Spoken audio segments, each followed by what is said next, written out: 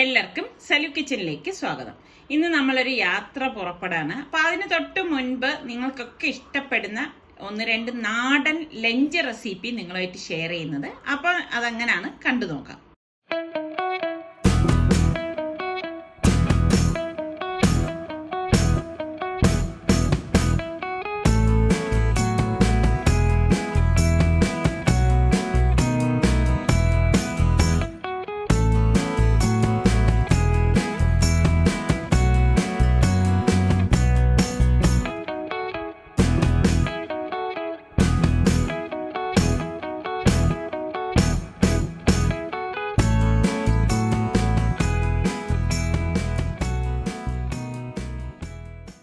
അതിന് വേണ്ടിയിട്ട് ഒരു 3-4 ചെറിയ കഷ്ണം കുടംപുളി ഞാൻ ഒരു ബൗളിലേക്ക് ഇട്ടിട്ട് ഒരു 1/4 കപ്പ് വെള്ളം ഒഴിച്ച് കുതിരാനായിട്ട് മാറ്റി വെച്ചിട്ടുണ്ട്. പിന്നെ മിക്സിയുടെ ജാറിലേക്ക് ഒരു 5 അല്ലി ചെറിയ കൊച്ചുള്ളിയാണ് കേട്ടോ. കൊച്ചുള്ളിയൊക്കെ ഇട്ടിട്ട് നമ്മൾ കറി ഉണ്ടാക്കുമ്പോഴാണ് ടേസ്റ്റ് കൂടുതൽ. പിന്നെ 1/2 കപ്പ് തേങ്ങ, കൊച്ചുള്ളി ചെറുതായിട്ട് അരിഞ്ഞിട്ടിട്ടുണ്ട്, അത് പെട്ടെന്ന് അരഞ്ഞു കിട്ടാൻ വേണ്ടിയിട്ടാണ്.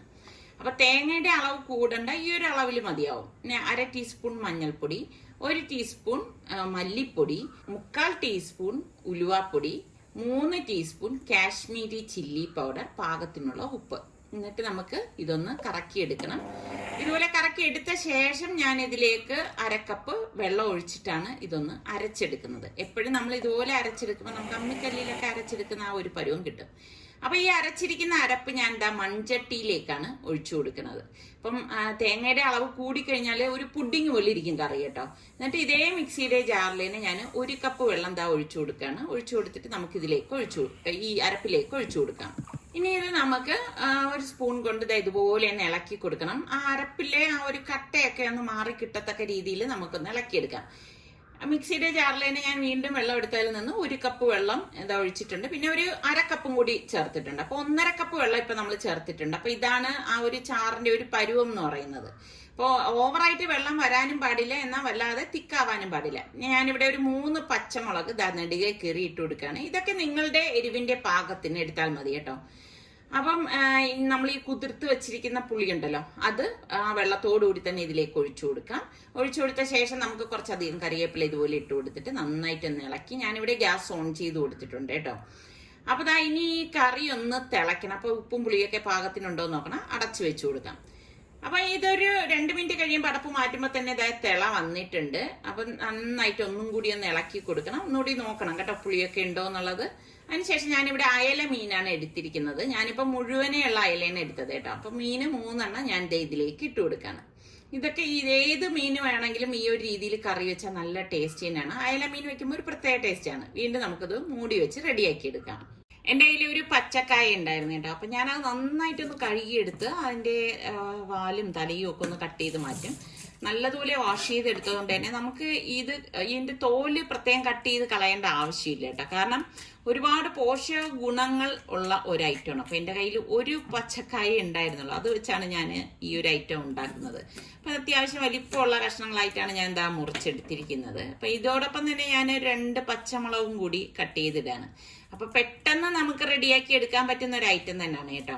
അപ്പൊ നമ്മുടെ വീട്ടില് ഇതുപോലെ കായൊക്കെ ഇരിപ്പുണ്ടെങ്കിൽ വേഗം ഞൊടിയിടയിൽ തയ്യാറാക്കാൻ 2 വെളുത്തുള്ളി എലിയും കൂടി ഇട്ട് കൊടുക്കണം. ഇത് ഇത്രയും കൂടി നമുക്ക് പ്രഷർ കുക്കറിലേക്ക് ഇട്ട് കൊടുക്കാം. 1/2 ടീസ്പൂൺ മഞ്ഞൾപ്പൊടിയും പാകത്തിനുള്ള ഉപ്പും. ഞാനിവിടെ 1.5 കപ്പ് വെള്ളം ഇതിലേക്ക് ഒഴിച്ചു കൊടുക്കാണ്. എന്നിട്ട് നമുക്കിനി ഈ പ്രഷർ കുക്കർ അടച്ച് വെയിറ്റ് ഇട്ട ശേഷം ഒരു 2 വിസിൽ വരെ ഇതൊന്ന് വേവിച്ചെടുക്കാം. അപ്പൊ അതവിടെ വേകുന്ന സമയം നമുക്ക് അതിന്റെ അരപ്പ് തയ്യാറാക്കാം. അപ്പൊ മിക്സിയുടെ ജാറിലേക്ക് ഞാനൊരു 1/4 കപ്പ് തേങ്ങ എടുത്തിരിക്കുന്നത്. കാരണം ഒരു ഏത്തക്കായല്ലോ. ഇപ്പൊ 2 വെളുത്തുള്ളി എലിയും 2 ചുവന്നുള്ളി ചെറുതായിട്ട് അരിഞ്ഞത്, 2 പച്ചമുളക്. അപ്പൊ എരിവിന്റെ പാകത്തിനാണ് പച്ചമുളക് ഇട്ട് കൊടുക്കുന്നത്. പിന്നെ നമുക്ക് ഒരു 1/2 ടീസ്പൂണ് ചെറിയ ജീരകവും, പാകത്തിനുള്ള ഉപ്പ്, 1/2 ടീസ്പൂൺ മഞ്ഞൾപ്പൊടി. ഇത്രയും കൂടിയിട്ട് ഒന്ന് കറക്കി എടുക്കുകയാണ്. നമ്മുടെ കായ വെന്തോണ്ടിരിക്കുകയാണ്. അപ്പൊ ഞാൻ വിസിൽ കേട്ടപ്പോൾ ഗ്യാസ് ഓഫ് ചെയ്തിട്ടുണ്ട്. ഇതിനിടെ മീൻ കറി തിളച്ച് പാകത്തിന് വന്നിട്ടുണ്ട്. ഒന്ന് ചുറ്റിച്ചു കൊടുക്കുകയാണ്. അപ്പൊ ഈ സ്പൂൺ കൊണ്ട് ഉടച്ചെടുക്കേണ്ട ആവശ്യമില്ല, ഇങ്ങനെ ചുറ്റിച്ചാൽ മാത്രം മതി. അപ്പൊ ഞാൻ അതൊന്ന് അടച്ചു വെച്ചു കൊടുക്കുകയാണ്. ഇനി നമുക്ക് മീൻകറിയിലേക്ക് താളിക്കാൻ വേണ്ടി 2 ടേബിൾ സ്പൂൺ വെളിച്ചെണ്ണ ഒഴിച്ച ശേഷം അതിലേക്ക് നമുക്ക് 1/2 ടീസ്പൂൺ ഉലുവ ഇട്ട് പൊട്ടിച്ചു കൊടുക്കാം. എന്നിട്ട് 5-6 ചുവന്നുള്ളി ചെറുതായിട്ട് അരിഞ്ഞത്, കുറച്ച് കറിവേപ്പില, ഇത്രയും കൂടി ഇട്ടിട്ട് നമുക്ക് ഇതൊന്ന് മൂപ്പിച്ചെടുക്കണം. അപ്പൊ നല്ലതുപോലെ ഒന്ന് മൂത്ത് വരണം. ആ സമയത്ത് നമുക്കൊരു 2 പച്ചമുളക് ഞാൻ ഇതുപോലെ കട്ട് ചെയ്തിട്ട് കൊടുക്കുന്നുണ്ട്. അതൊരു ഭംഗിക്ക് വേണ്ടിയിട്ടാണ് കേട്ടോ. ഇനി നമുക്കിതിലേക്ക് ഒരു നുള്ള് കാശ്മീരി ചില്ലി പൗഡറും കൂടി ഇട്ടിട്ട് നമുക്ക് ഗ്യാസ് ഓഫ് ചെയ്ത് താളിച്ചത് ഈ മീൻ കറിയിലേക്ക് ഒഴിച്ചു കൊടുക്കാം. അടിപൊളി ടേസ്റ്റി കറിയാണ് കേട്ടോ. വ്യത്യസ്തമായിട്ടുള്ള ഒരു മീൻ കറി തന്നെയാണ്. അപ്പൊ ട്രൈ ചെയ്യാത്തവര് ട്രൈ ചെയ്ത് നോക്കണം കേട്ടോ. സൂപ്പർ ടേസ്റ്റ് ആണ്. അപ്പൊ അതാ താളിച്ചൊക്കെ ഒഴിച്ച് എടുക്കുമ്പോഴേക്ക് തന്നെ ഒരു പ്രത്യേക മണമാണ് ഈ മീനിന് വരുന്നത്. അപ്പൊ ഞാൻ അയല മുഴുവനെയല്ലേ ഇട്ടത്. ഇനി നിങ്ങൾക്ക് വേണമെങ്കിൽ കഷ്ണങ്ങളാക്കി ഇട്ടിട്ടും ഇത് തയ്യാറാക്കി എടുക്കാവുന്നതാണ്. അപ്പൊ മീൻകറി ഞാൻ അടച്ചൊന്ന് മാറ്റി വെക്കാണ്. ഞാൻ മത്തി നന്നായിട്ട് കഴുകി വരഞ്ഞെടുത്തതിലേക്ക് മഞ്ഞൾപ്പൊടി, കാശ്മീരി ചില്ലി പൗഡർ, പിന്നെ നമുക്ക് കുരുമുളക് പൊടി വേണം. മത്തിയിൽ എപ്പോഴും കുരുമുളക് പൊടി ചേർക്കണം, നല്ല ടേസ്റ്റ് ആണ് കേട്ടോ. പാകത്തിനുള്ള ഉപ്പും കൂടി ഇട്ട് കൊടുക്കാം. ഇട്ട് കൊടുത്ത ശേഷം നമുക്കിതിലേക്ക് നാരങ്ങാ നീര് ഞാൻ പിഴിഞ്ഞൊഴിച്ചു കൊടുക്കണം. അപ്പൊ എന്റെ കയ്യിൽ ആ വെള്ളത്തുള്ളികൾ കണ്ട് പലരും ചോദിക്കും കയ്യിൽ എന്ത് പറ്റിയിട്ടാന്ന്. ഇത് നമ്മൾ ഈ കുക്ക് ചെയ്യുമ്പം വാഷ് ചെയ്യുമ്പം കയ്യിൽ വരുന്ന വെള്ളമാണ് കേട്ടോ. അപ്പൊ കുറച്ചധികം കറിവേപ്പിലയും കൂടി ഇട്ടിട്ട് നമുക്ക് ഇതെല്ലാം കൂടി ചേർത്തിട്ട് നന്നായിട്ടൊന്ന് മിക്സ് ചെയ്തെടുക്കണം. അപ്പൊ ഇത്രയേ ഉള്ളൂ സംഭവം. ഇനി നമുക്ക് ഞാനിപ്പോ അധികം നേരമൊന്നും വെക്കുന്നില്ല, ഉടൻ തന്നെ ഞാനിത് ഫ്രൈ ചെയ്യാൻ വെക്കും കേട്ടോ. അപ്പൊ ഇതാ കായയുടെ സ്റ്റീമൊക്കെ പോയ ശേഷം ഞാൻ ഇതാ കുക്കർ ഓപ്പൺ ചെയ്യാണ്. ഇതാ കണ്ട. അപ്പൊ ഇനിയിപ്പൊ നമുക്ക് ഈ അരപ്പ് ഞാൻ ഇതിലേക്ക് ഇട്ട് കൊടുത്തിട്ട് ഒന്ന് തിളപ്പിച്ചെടുക്കാൻ പോവാണ് കേട്ടോ. അപ്പൊ നല്ല മണം വരുന്നുണ്ട്. ഈ അരപ്പും ഈ കായ എല്ലാം കൂടി ചേർത്ത് വരുമ്പോഴേക്ക് ഇതാ കണ്ടോ, പെട്ടെന്ന് ഇത് നമുക്ക് കുറുകി കിട്ടും കേട്ടോ. അപ്പൊ ഇനി നമുക്ക് ഞാൻ ഇതിന് കുറച്ച് മോടി കൂട്ടാൻ വേണ്ടി ഒരു മൺചട്ടി അടുപ്പത്തേക്ക് വെച്ചിട്ട് ഈ കൂട്ട് നമുക്ക് ഈ മൺചട്ടിയിലേക്ക് ഒഴിച്ചു കൊടുക്കാം. അപ്പൊ അത് അവിടെ ഇരുന്ന് ഒന്ന് തിളയ്ക്കണം കേട്ടോ. എപ്പോഴും കറികൾ നമ്മൾ മൺചട്ടി തയ്യാറാക്കുന്നതാണ് നല്ലത്. ഇതിപ്പോ ഞാൻ പെട്ടെന്ന് തയ്യാറാക്കാൻ വേണ്ടിയിട്ടാണ് പ്രഷർ കുക്കറിലേക്ക് ഒന്ന് വേവിച്ചെടുത്തിട്ട് മൺചട്ടിയിലാക്കിയിരിക്കുന്നത്. അപ്പൊ ഈ ഒരു കുറുക്കിന് വേണമെങ്കിൽ നിങ്ങൾക്ക് ഗ്യാസ് ഓഫ് ചെയ്ത് താളിച്ചൊഴിക്കാം. അപ്പൊ ഞാൻ താളിക്കാൻ വെച്ചിട്ടുണ്ട്. അപ്പൊ കടുക്, വെളിച്ചെണ്ണയിലാണ് താളിക്കുന്നത് കേട്ടോ. കടുക്, ചുവന്നുള്ളി, പിന്നെ കുറച്ച് കറിവേപ്പില, ഇത്രയും കൂടി ഇട്ടിട്ട് നന്നായിട്ടൊന്ന് ഇളക്കിയെടുക്കും. അപ്പൊ ഇളക്കിയെടുത്ത ശേഷമാണ് ഞാൻ ഇതിലേക്ക് ലാസ്റ്റാണ് വറ്റൽ മുളക് ചേർത്ത് കൊടുക്കുന്നത്. കാരണം ആ കളർ നഷ്ടപ്പെടാതിരിക്കാൻ വേണ്ടിയിട്ടാണ് കേട്ടോ. അപ്പൊ വറ്റൽ മുളകും കൂടി ചേർത്ത് ഇതുപോലെ ഒന്ന് ഇളക്കിയെടുക്കും. ഇളക്കിയെടുത്ത ഈ താളിപ്പ് നമുക്ക് ഈ കറിയിലേക്ക് ഒഴിച്ചു കൊടുക്കാം. കണ്ടോ, ഇതിനി ഈ ചട്ടിയിൽ ഇരുന്ന് തന്നെ ഒന്ന് കുറുകും കേട്ടോ. അപ്പൊ അടിപൊളി ഏത്തക്ക കൊണ്ടുള്ള കുറുക്ക് ഇവിടെ റെഡി ആയിട്ടുണ്ട്. എളുപ്പമല്ലേ ഉണ്ടാക്കിയെടുക്കാൻ. അപ്പൊ ഈ രീതി ട്രൈ ചെയ്ത് നോക്കിയിട്ടില്ലെങ്കിൽ ഒന്ന് ട്രൈ ചെയ്ത് നോക്കിയിട്ട് ഫീഡ്ബാക്ക് തരണം കേട്ടോ, എങ്ങനെ ഉണ്ടായിരുന്നു എന്ന്. അങ്ങനെ എളുപ്പം തയ്യാറാക്കി എടുക്കാൻ പറ്റുന്ന ഒരു അടിപൊളി കുറുക്ക് തന്നെയാണിത്.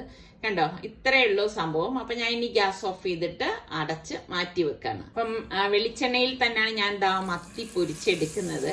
അപ്പം ഇത് ഈ നാരങ്ങാനീരും കറിവേപ്പിലയും ഒക്കെ ഇട്ടത് കൊണ്ട് തന്നെ അസല് മണമാണ് വരുന്നത് കേട്ടോ. പ്രത്യേകിച്ച് മത്തിക്കൊരു പ്രത്യേക മണമാണല്ല, ടേസ്റ്റും അടിപൊളിയാണ്. മത്തിയൊക്കെ ഇഷ്ടമുള്ള എത്ര പേരുണ്ട്. എനിക്ക് നെയ് മത്തിയെക്കാളും ഇഷ്ടം ഇതാണ് കേട്ടോ. നെയ് മത്തി എടുക്കുമ്പോഴേക്ക് വീട് മൊത്തം ഒരു സ്മെല്ലായിരിക്കും നമ്മൾ പൊരിച്ചെടുക്കുമ്പോൾ.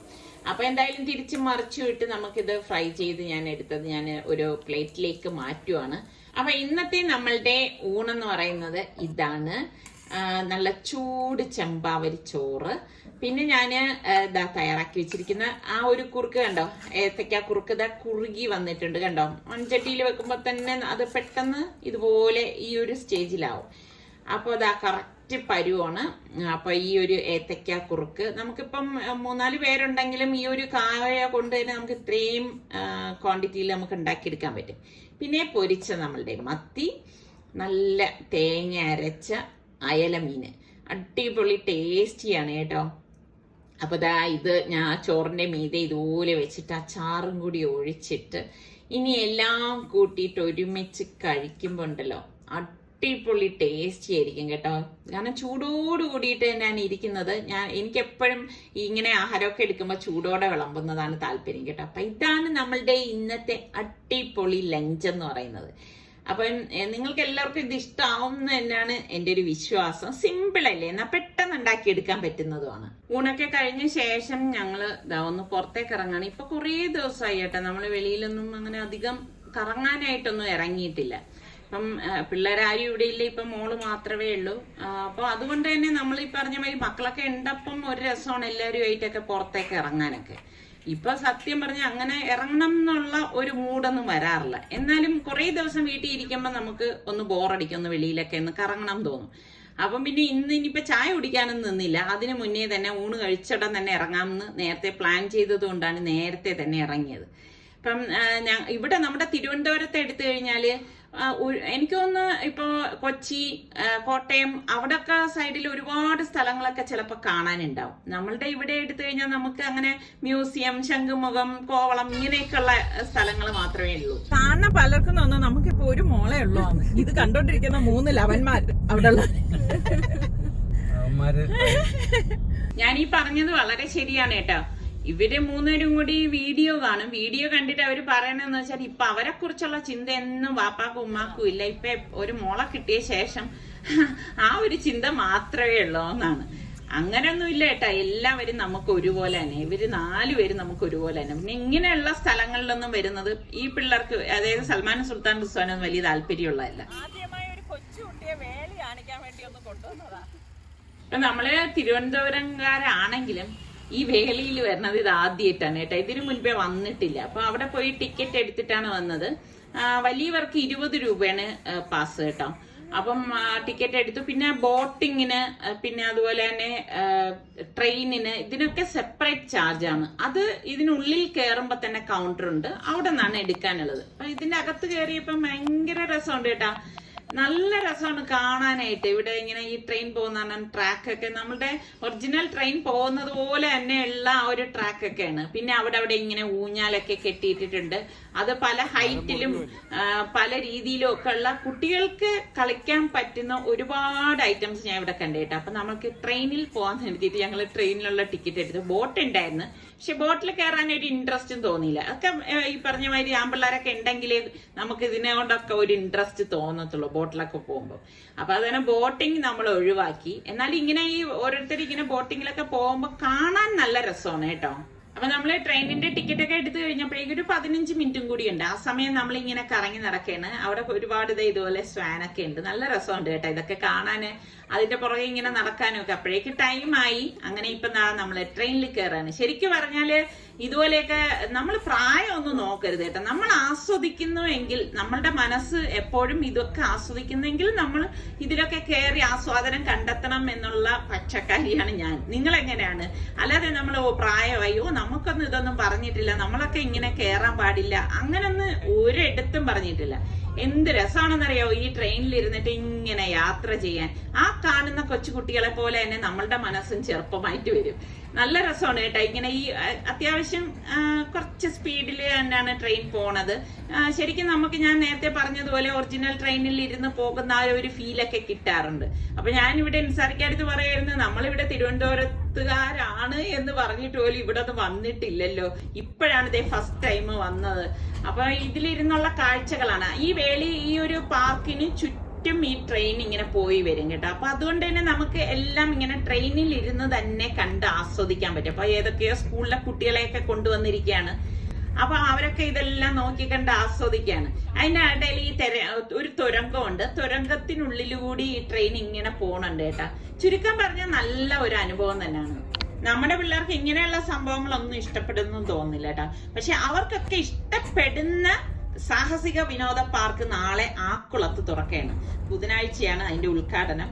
അപ്പം അതിലാണെങ്കിൽ ആകാശ cycling, zip line, balloon castle, Burma bridge, bamboo ladder, fish spa, കുട്ടികൾക്കുള്ള ബാറ്ററി കാറുകള്, മ്യൂസിക്കൽ ഫൗണ്ടൻ, എയർഫോഴ്സ് മ്യൂസിക്, കോക്പിറ്റിൽ ചലിക്കുന്ന മാതൃകയാണ് ഇതെന്ന്, കുട്ടവഞ്ചി സവാരി, ഇതെല്ലാം ഉണ്ടെന്നാണ് പറയണത്. പക്ഷെ കുട്ടികളക്കാരേറെ എനിക്കാണ് അതൊരു ത്രില്ലായിട്ടിരിക്കുന്നത് കേട്ടോ. എനിക്ക് അവിടെ പോണം എന്നുള്ളത്. അപ്പൊ ആക്കുളത്ത് ടൂറിസ്റ്റ് വില്ലേജില് പ്രകൃതി ഭംഗിയെ ഒട്ടും ഹാനികരമാക്കാത്ത വിധത്തിലാണ് അതിന്റെ നിർമ്മാണ പ്രവർത്തനങ്ങൾ നടക്കുന്നതെന്നൊക്കെയാണ് പറയുന്നത്. എന്തായാലും ഇൻഷാ അല്ലാഹ് അത് ഞങ്ങൾക്ക് സമയം കിട്ടുന്ന അനുസരിച്ച് ഞാൻ നിസാർക്കടുത്ത് പറഞ്ഞിട്ടുണ്ട്, എന്നെ മോളെയും കൂടി അവിടെ കൊണ്ടുപോകണം. അപ്പൊ നമുക്ക് നേരിട്ട് കാണുന്ന കാര്യങ്ങൾ എന്തായാലും ഞാൻ ഇൻഷാ അല്ലാഹ് നിങ്ങളിലേക്ക് എത്തിക്കും. അങ്ങനെ നമ്മുടെ ട്രെയിൻ കറങ്ങി ചുറ്റി പാർക്ക് മൊത്തം കാണിച്ചിട്ട് ദേ സ്റ്റേഷനിലേക്ക് തിരിച്ചു വന്നിരിക്കുകയാണ്. ശരിക്കും നല്ലൊരു അനുഭവം കേട്ടോ. അപ്പൊ നമ്മുടെ തിരുവനന്തപുരത്തുള്ളവരും തിരുവനന്തപുരം കാണാൻ വരുന്നവരും ഇതുപോലെ ഈ വേളിയിൽ വന്നു കഴിഞ്ഞാൽ ഇതുപോലെ ഒരു ട്രെയിൻ സവാരിയും അതുപോലെ തന്നെ നമുക്ക് ബോട്ടിങ്ങും ഒക്കെ നടത്തി പിള്ളേരെയൊക്കെ ഹാപ്പി ആയിട്ട് വീടുകളിലേക്കൊക്കെ കൊണ്ടുപോകാം. ഇതൊക്കെ നല്ലൊരു അനുഭവം തന്നെയാണ് കേട്ടോ. അപ്പൊ ഞങ്ങള് ഇതൊക്കെ കണ്ട് നടന്നു വരുമ്പോഴേക്കുണ്ട് അവിടെ ഒരു മിൽമ ബൂത്ത് ഉണ്ട് കേട്ടോ. അപ്പൊ എനിക്ക് പിന്നെ ഐസ്ക്രീം കഴിക്കണമെന്ന് പറഞ്ഞു. അപ്പൊ ഇവർക്ക് രണ്ടുപേർക്കും വേണ്ടാന്ന് പറഞ്ഞു. അങ്ങനെ ഞാൻ ഐസ്ക്രീം വാങ്ങിച്ചപ്പോ ഇവര് കൊതി വിടാതിരിക്കാനാണ് ഞാൻ അവർക്കും കൂടി ഐസ്ക്രീം കൊടുക്കുന്നത്. അപ്പൊ കൊടുത്തപ്പോ അവരൊക്കെ ഞൊണയുന്നുണ്ട് കേട്ടോ. സ്വന്തമായിട്ട് വാങ്ങിച്ചു കൊടുക്കാന്ന് പറഞ്ഞപ്പോ അവർക്കൊന്നും വേണ്ട. അടിപൊളി മിൽമേഡ് ആയതുകൊണ്ടാ. മിൽമയ്ക്ക് ഒരു ടേസ്റ്റ് ആണ് അല്ലേ. ഐസ്ക്രീം കൂടെ അതിന് ഐസ്ക്രീം കൂടെ ഐസ്ക്രീം കുടിക്കാൻ പറ്റുമോ?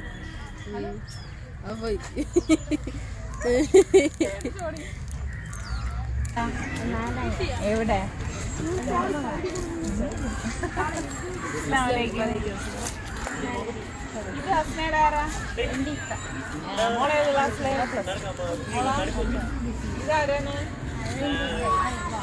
കുട്ടികളൊക്കെ ഉള്ളവരാണെങ്കിൽ ഒരു വീക്കെൻഡ് ഇവിടെ വന്നു കഴിഞ്ഞാൽ ഹാഫ് ഡേ നിങ്ങൾക്ക് എൻജോയ് ചെയ്യാനുള്ളതൊക്കെ ഇവിടെ ഉണ്ട് കേട്ടോ. പ്രത്യേകിച്ച് കുട്ടികൾക്ക്. അതുപോലെ തന്നെ മുതിർന്നവർക്കും ഇതൊക്കെ എൻജോയ് ചെയ്യുന്നവർക്ക് വന്നു കഴിഞ്ഞാൽ അത്യാവശ്യമുള്ള കാര്യങ്ങളെല്ലാം ഉണ്ട്. അപ്പൊ ഇതുപോലെ സ്പീഡ് ബോട്ട് ഉണ്ട്, സ്ലോ ബോട്ട് ഉണ്ട്. ഇപ്പൊ ബോട്ടിൽ കയറാൻ പേടിയുള്ളവരാണെങ്കിൽ കരയിൽ നിന്ന് കണ്ട് ഇത് ആസ്വദിക്കാം. ഇതൊക്കെ നല്ലൊരു രസം തന്നെയാണ്. പിന്നെ ട്രെയിനിനാണെങ്കിൽ ഒരാളിന് 50 രൂപയായിരുന്നു ടിക്കറ്റ്. കുട്ടികൾക്ക് എത്രയാണെന്നുള്ളത് ഞാൻ ശ്രദ്ധിച്ചില്ല കേട്ടോ. അപ്പം അങ്ങനെ വലിയ ടിക്കറ്റ് നിരക്കൊന്നും ഇല്ല. എന്നാൽ ഉല്ലസിക്കേണ്ടവർക്ക് ഉല്ലസിക്കുകയും ചെയ്യാം. ഇപ്പൊ നമ്മൾ വിദേശ രാജ്യങ്ങളിലൊക്കെ എടുത്തു കഴിഞ്ഞാൽ അവിടുത്തെ സായിപ്പിനെയും മദാമയും നിങ്ങളൊന്ന് കോവളം വരെ ഒന്ന് പോയി നോക്കിക്കോ. ഒത്തിരി പ്രായമുള്ളവരെയൊക്കെ നമുക്ക് കാണാൻ സാധിക്കും. അപ്പൊ ഞാൻ എപ്പോഴും നിസ്സാരിക്കടുത്ത് പറയുമ്പോ അവരെത്ര ആനന്ദിച്ച് ഉല്ലസിച്ച് നിൽക്കുന്ന ഒരുപാട് പ്രായമുള്ളവരെ കേട്ടോ. 80 വയസ്സിന് മേലെയുള്ള ആൾക്കാരെ വരെ ഞാൻ കാണുന്നുണ്ട്. പക്ഷെ നമ്മുടെ നാട്ടില് അത്രയും പ്രായമാകുമ്പോഴേക്കും ഒന്നിൽ ഒത്തിരി വയസ്സായിട്ട് അവർക്ക് എഴുന്നേക്കാൻ നടക്കാൻ തന്നെ ബുദ്ധിമുട്ടുള്ള അവസ്ഥകളും അങ്ങനെയൊക്കെയാണ് വരുന്നത്. അതൊക്കെ നമ്മളുടെ എനിക്ക് തോന്നുന്നു ജീവിത രീതിയിലുള്ള ആ ഒരു വ്യത്യാസമാണ്. അപ്പം ഒത്തിരി പ്രായമായവരാണെങ്കിലും ഇതുപോലെയുള്ള സ്ഥലങ്ങളിലേക്കൊക്കെ കൊണ്ടുവന്ന് ഇതുപോലെയുള്ള കാഴ്ചകളൊക്കെ കാണുമ്പോൾ മനസ്സിനൊരു സന്തോഷമാണ്. അല്ലാതെ നമ്മൾ പ്രായമായി നമുക്കിനി അതൊന്നും ആനന്ദിക്കേണ്ടതല്ല എന്നൊക്കെ ചിന്തിക്കുന്നതാണ് നമ്മളിലേക്കൊക്കെ ഉള്ള തെറ്റെന്നാണ് എനിക്ക് തോന്നുന്നത്. ഓരോ വ്യക്തികളെ എടുത്താലും അവരുടെ ഉള്ളിൽ ഒരുപാട് ആഗ്രഹങ്ങൾ കാണും. ഒരുപാട് സന്തോഷം കണ്ടെത്താൻ അവർ ശ്രമിക്കുന്നുണ്ടാവും.